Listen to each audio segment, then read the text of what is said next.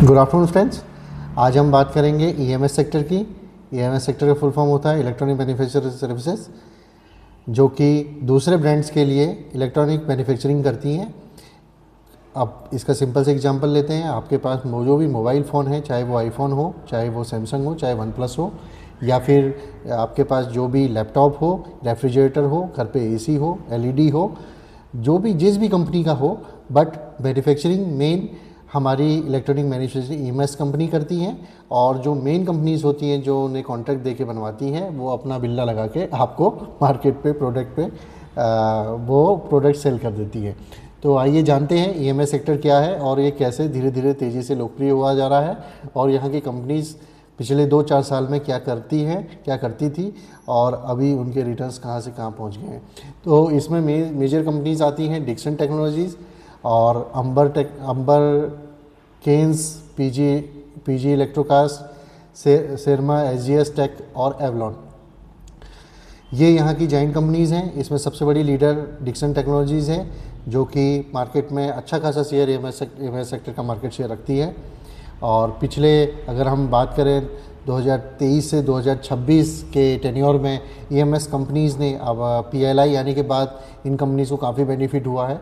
और ये कंपनियां आप यकीन नहीं मानेंगे 100% क्वार्टरली ग्रो करती थी और अपने ईयर ऑन ईयर बजट्स ये सरपास किया करती थी।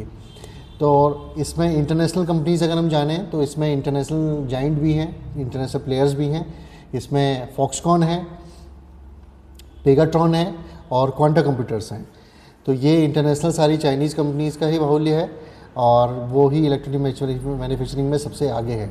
अब इसमें जानते हैं ये दो तरीके के इसमें वर्क होते हैं। एक कॉन्सेप्ट होता है ओईएम और दूसरा होता है ओडीएम। ओईएम का फुल फॉर्म रहता है ओरिजिनल इक्विपमेंट मैन्युफैक्चरर। ऐसी कंपनी जो एक पुराने लेआउट पे काम करती हैं। एक कंपनी कॉन्ट्रैक्टर जो हमें जो कॉन्ट्रैक्ट बड़ी कंपनी दे रही है, सपोज आईफोन का मैं एग्जांपल लूँ, आईफोन हमारी डिक्सन टेक्नोलॉजीज़ को 1 लाख मोबाइल बनाने का कॉन्ट्रैक्ट देती है। तो वो पहले से ही डिक्सन को एक टेक्नोलॉजी दे देगी, एक लेआउट दे देगी कि इस तरीके से हमारे मोबाइल डिज़ाइन होने हैं।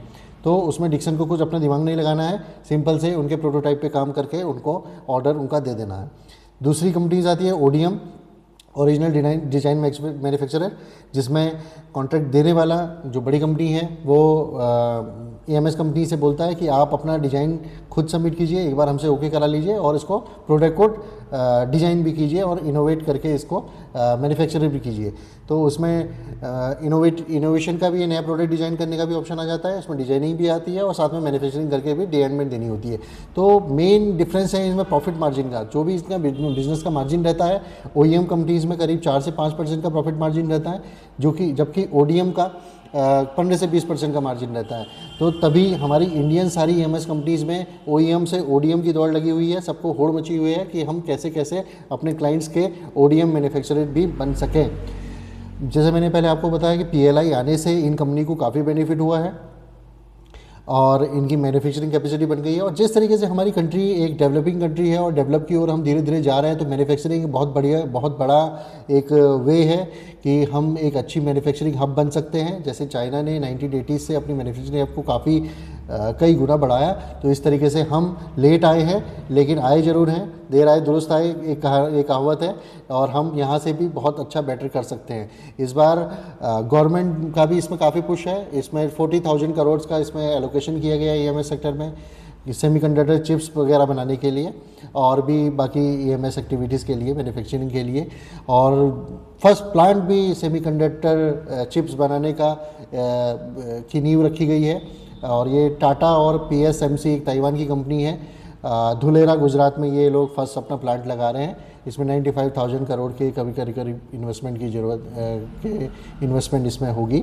और एक कंपनी का भी मोदी जी ने आपने देखा होगा कि एक माइक्रोन टेक्नोलॉजीज़ करके एक उद्घाटन भी किया था, इनोग्रेशन किया था। ये बेसिकली सेमीकंडक्टर चिप्स तो नहीं बनाएगी, लेकिन ये सेमीकंडक्टर चिप्स के लिए असेंबली, टेस्टिंग और पैकेजिंग जरूर करेगी। ये भी गुजरात में ही है। तो आपको क्या लगता है दोस्तों, कमेंट बॉक्स में बताइए कि ईएमएस सेक्टर कितना बेटर हमारे देश में कर पाएगा और हमें इस सेक्टर की कितनी बड़ी नीड है। Thank you so much. Video अच्छी लगी है तो लाइक ज़रूर कर दीजिएगा। Thank you.